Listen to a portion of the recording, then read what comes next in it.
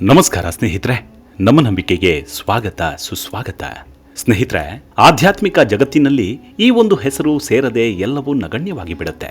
ಇವರ ಬಗ್ಗೆ, ಇವರ ಶಕ್ತಿಯ ಬಗ್ಗೆ ಇಡೀ ಭಾರತ ಮಾತ್ರವಲ್ಲ, ಇಡೀ ಜಗತ್ತಿಗೆ ತಿಳಿದಿದ್ದು ವಿರಾಟ್ ಕೊಹ್ಲಿ, ಅನುಷ್ಕಾ ಶರ್ಮಾ ದಂಪತಿ ಇಲ್ಲಿಗೆ ಭೇಟಿ ನೀಡಿದಾಗಿನಿಂದ. ಈಗಾಗಲೇ ಇವರ ಹೆಸರು ವಿದೇಶಿಯರಿಗೆ ಚಿರಪರಿಚಿತ. ವಿದೇಶಗಳಲ್ಲೂ ನಾನಾ ಆಶ್ರಮಗಳು ಈ ಚೇತನದ ಸಂದೇಶವನ್ನು ಸಾರ್ತಿವೆ.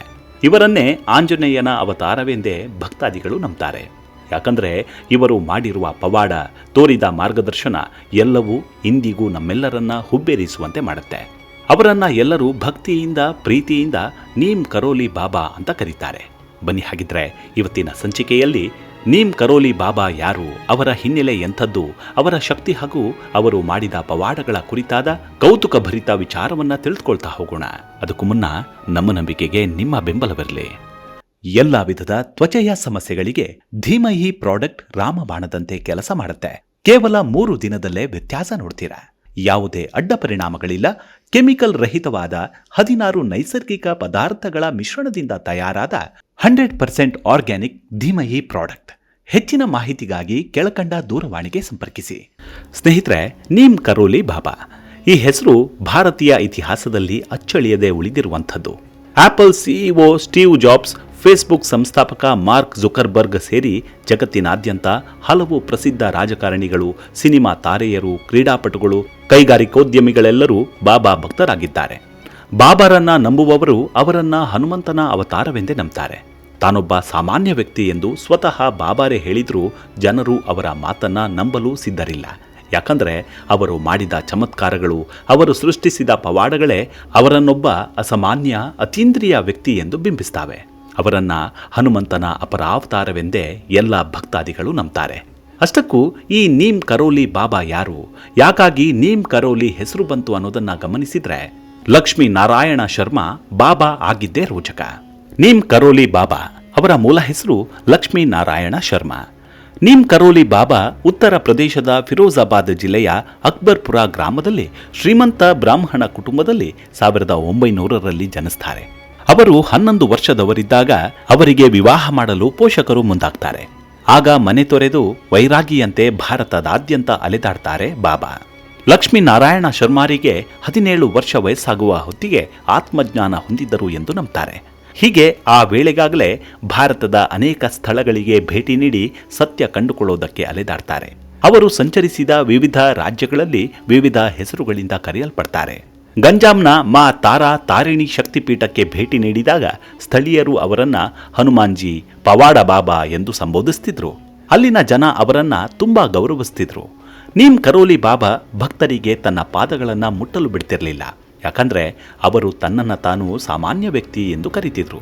ಹೀಗೆ ಮನೆ ಬಿಟ್ಟು ವೈರಾಗಿಯಂತೆ ಅಲೆದಾಡುತ್ತಿದ್ದ ಬಾಬಾರನ್ನ ಅವರ ತಂದೆ ಮನೆಗೆ ಬರುವಂತೆ ವಿನಂತಿಸಿಕೊಳ್ತಾರೆ. ಇದಾದ ನಂತರ ಅವರಿಗೆ ವಿವಾಹ ಮಾಡಲಾಗತ್ತೆ. ದಾಂಪತ್ಯ ಜೀವನಕ್ಕೆ 2 ಪುತ್ರರು ಮತ್ತು ಓರ್ವ ಪುತ್ರಿಯ ಜನನವಾಗತ್ತೆ. ನೀಮ್ ಕರೋಲಿ ಬಾಬಾ ಹೆಸರು ಬಂದಿದ್ದೇಗೆ? ಅದು 1958. ಬಾಬಾ ತಮ್ಮ ಮನೆಯನ್ನು ತೊರೆದು ಉತ್ತರ ಭಾರತದಾದ್ಯಂತ ಸಂತರಾಗಿ ಅಲೆದಾಡಲು ಪ್ರಾರಂಭಿಸ್ತಾರೆ. ಈ ಸಮಯದಲ್ಲಿ ಅವರನ್ನ ಲಕ್ಷ್ಮಣದಾಸ್, ಹಂಡಿವಾಲೆ ಬಾಬಾ ಮತ್ತು ಟಿಕೋನಿಯಾವಾಲೆ ಬಾಬಾ ಸೇರಿದಂತೆ ಅನೇಕ ಹೆಸರುಗಳಿಂದ ಕರೆಯಲಾಗ್ತಿತ್ತು. ಗುಜರಾತ್ನ ವಮಾನಿಯ ಮೋರ್ಬಿಯಲ್ಲಿ ಅವರು ತಪಸ್ಸನ್ನ ಮಾಡ್ತಾರೆ. ಆಗ ಅಲ್ಲಿನ ಜನ ಅವರನ್ನ ತಲೈಯ ಬಾಬಾ ಎಂದು ಕರೀತಿದ್ರು. ಅಲ್ಲದೆ ಬಾಬಾ ಹಲವು ಅದ್ಭುತ ಘಟನೆಗಳನ್ನೇ ಸೃಷ್ಟಿಸಿದ್ದಾರೆ. ಅದಕ್ಕೆ ಸಾಕ್ಷಿಯೇ ರೈಲಿನ ಪ್ರಸಂಗ. ಒಮ್ಮೆ ಟಿಕೆಟ್ ಇಲ್ಲದೆ ರೈಲನ್ನ ಹತ್ತಿದ್ರು ಬಾಬಾ. ಆದರೆ ಅಷ್ಟೊತ್ತಿಗೆ ರೈಲಿನ ಟಿಸಿ ಟಿಕೆಟ್ ಚೆಕ್ಕಿಂಗ್ ಮಾಡ್ತಿದ್ದ. ಬಾಬಾರ ಬಳಿ ಬಂದು ಟಿಕೆಟ್ ಕೊಡಿ ಎಂದ. ಆದರೆ ಬಾಬಾ ಯಾವುದಕ್ಕೂ ಪ್ರತಿಕ್ರಿಯೆ ನೀಡಲಿಲ್ಲ. ನಿನಗೆ ಟಿಕೆಟ್ ಕೊಟ್ಟವರು ಯಾರು ಅಂತ ಮರು ಪ್ರಶ್ನೆಯನ್ನ ಮಾಡ್ತಾರೆ.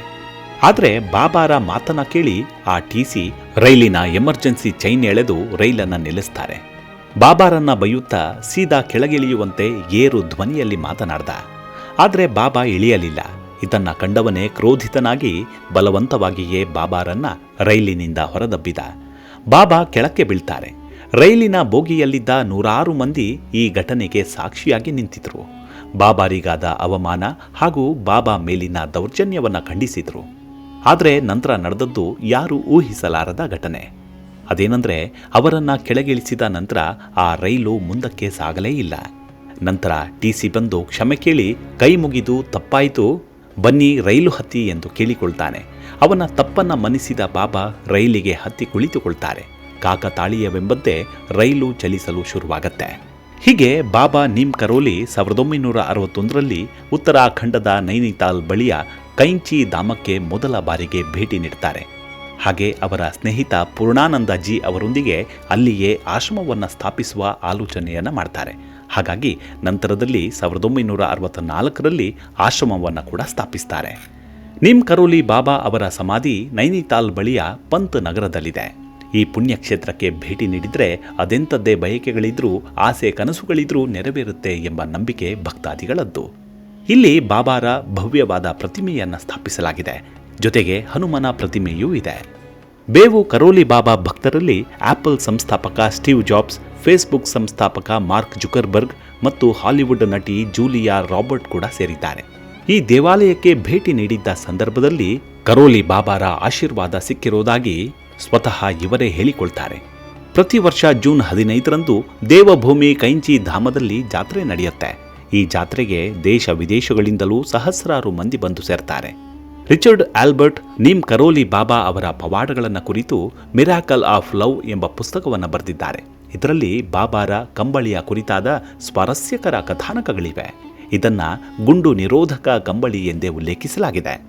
ಬಾಬಾ ಯಾವಾಗಲೂ ಕಂಬಳಿ ಧರಿಸುತ್ತಿದ್ದರಿಂದ ಇಂದಿಗೂ ಕಂಬಳಿಗಳನ್ನೇ ಹರಕೆಯ ರೂಪದಲ್ಲಿ ಅರ್ಪಿಸ್ತಾರೆ ಭಕ್ತಾದಿಗಳು. ಬಾಬಾರ ಪವಾಡಗಳು ಒಂದಾ ಎರಡ ಹೇಳ್ತಾ ಹೋದರೆ ದೊಡ್ಡ ಪಟ್ಟಿಯೇ ಸಿದ್ಧವಾಗುತ್ತೆ. ಯುದ್ಧದಲ್ಲಿ ಸೈನಿಕನ ಜೀವವನ್ನು ಉಳಿಸಿದ್ದು, ನೀರನ್ನ ತುಪ್ಪವಾಗಿ ಪರಿವರ್ತಿಸಿದ್ದು, ಉಪ್ಪಿನ ಬಾವಿಯನ್ನ ಸಿಹಿ ನೀರನ್ನಾಗಿ ಪರಿವರ್ತಿಸಿದ್ದು, ದೇವಾಲಯ ಪೂರ್ಣಗೊಳ್ಳುವವರೆಗೂ ಮಳೆಯನ್ನೇ ತಡೆ ಹಿಡಿದಿದ್ದು, ಹೀಗೆ ನೂರಾರು ಪವಾಡಗಳೇ ನಡೆದಿವೆ ಬಾಬಾ ಕೃಪೆಯಿಂದ. ಬಾಬಾ ಸೆಪ್ಟೆಂಬರ್ 11, 1973ರಂದು ವೃಂದಾವನದಲ್ಲಿ ತಮ್ಮ ದೇಹವನ್ನು ತ್ಯಜಿಸ್ತಾರೆ. ಬಾಬಾ ಅವರ ಆಶ್ರಮಕ್ಕೆ ಭೇಟಿ ನೀಡುವವರಲ್ಲಿ ಹೆಚ್ಚಿನವರು ಅಮೆರಿಕನ್ನರೇ ಅನ್ನೋದು ವಿಶೇಷ. ಈ ಆಶ್ರಮವು ಗುಡ್ಡಗಾಡು ಪ್ರದೇಶದಲ್ಲಿದ್ದು ದೇವದಾರು ಮರಗಳಿಂದ ಆವೃತ್ತವಾಗಿದೆ. ಬಾಬಾ ಅವರ ಹಿರಿಯ ಮಗ ಅನಿಕ್ ಸಿಂಗ್ ತನ್ನ ಕುಟುಂಬದೊಂದಿಗೆ ಭೋಪಾಲ್ನಲ್ಲಿ ವಾಸಿಸುತ್ತಿದ್ದರೆ, ಕಿರಿಯ ಮಗ ಧರ್ಮ್ ನಾರಾಯಣ್ ಶರ್ಮಾ ಅರಣ್ಯ ಇಲಾಖೆಯಲ್ಲಿ ರೇಂಜರ್ ಆಗಿ ಸೇವೆ ಸಲ್ಲಿಸುತ್ತಿದ್ದಾರೆ. ಆದರೆ ಇತ್ತೀಚೆಗೆ ಇವರು ನಿಧನರಾಗಿದ್ದಾರೆ. ಹೀಗೆ ಬಾಬಾ ಹೇಳಿದ ಕೇವಲ 3 ಮಾತುಗಳು ಮನುಷ್ಯನ ಜೀವನವನ್ನೇ ಬದಲಿಸಿಬಿಡುತ್ತಂತೆ. ಬಾಬಾ ಹೇಳಿದ ಮಾತುಗಳು ಇಂದಿಗೂ ಭಕ್ತರಿಗೆ ಮಾರ್ಗದರ್ಶನವನ್ನು ನೀಡ್ತಿದೆ.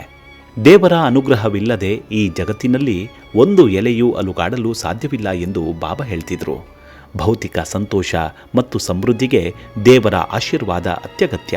ಅಲ್ಲದೆ ಮಾನವರು ಮಾಡುವ ಕೆಲವು ತಪ್ಪುಗಳಿಂದಾಗಿ ಈ ಅನುಗ್ರಹವು ಫಲಿಸೋದಿಲ್ಲ ಎನ್ನುತ್ತಾರೆ ಬಾಬಾ.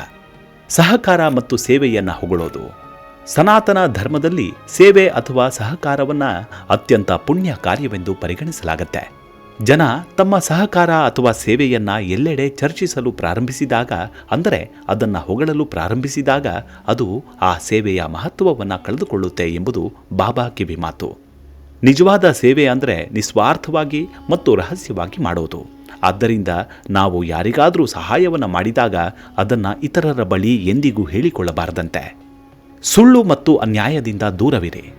ಬಾಬಾ ಅವರ ಪ್ರಕಾರ ಸುಳ್ಳು ಮತ್ತು ಅನ್ಯಾಯದ ಮಾರ್ಗವನ್ನು ಆರಿಸಿಕೊಳ್ಳುವ ವ್ಯಕ್ತಿಯು ದೇವರ ಕೃಪೆಯಿಂದ ವಂಚಿತನಾಗುತ್ತಾನಂತೆ. ಸತ್ಯ ಮತ್ತು ನ್ಯಾಯವನ್ನು ಅನುಸರಿಸುವವರಿಗೆ ಮಾತ್ರ ದೇವರು ದಯೆ ತೋರಿಸ್ತಾನೆ. ಇತರರ ಆಸ್ತಿ ಕಸಿದುಕೊಳ್ಳೋದು, ಸುಳ್ಳು ಹೇಳೋದು ಅಥವಾ ಅನ್ಯಾಯ ಮಾಡುವುದು ಮಾಡಿದರೆ ಅಂಥವರಿಗೆ ಕೊನೆಗಾಲ ಅತ್ಯಂತ ದುಸ್ತರವಾಗಿರುತ್ತೆ ಎನ್ನುತ್ತಾರೆ ಬಾಬಾ.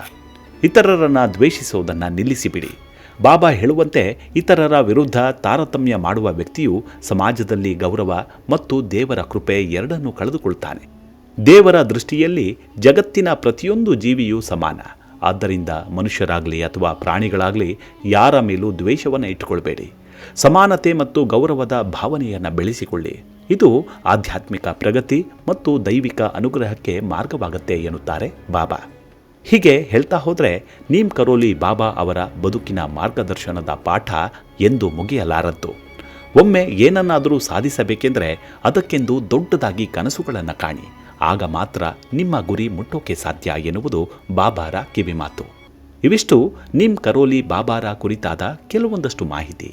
ಮುಂದಿನ ಸಂಚಿಕೆಯಲ್ಲಿ ಮತ್ತೆ ಸಿಗೋಣ. ಅಲ್ಲಿವರೆಗೂ ನಿಮ್ಮ ಆರೋಗ್ಯದ ಕಡೆ ಗಮನವಿರಲಿ. Take care. ನಮಸ್ಕಾರ.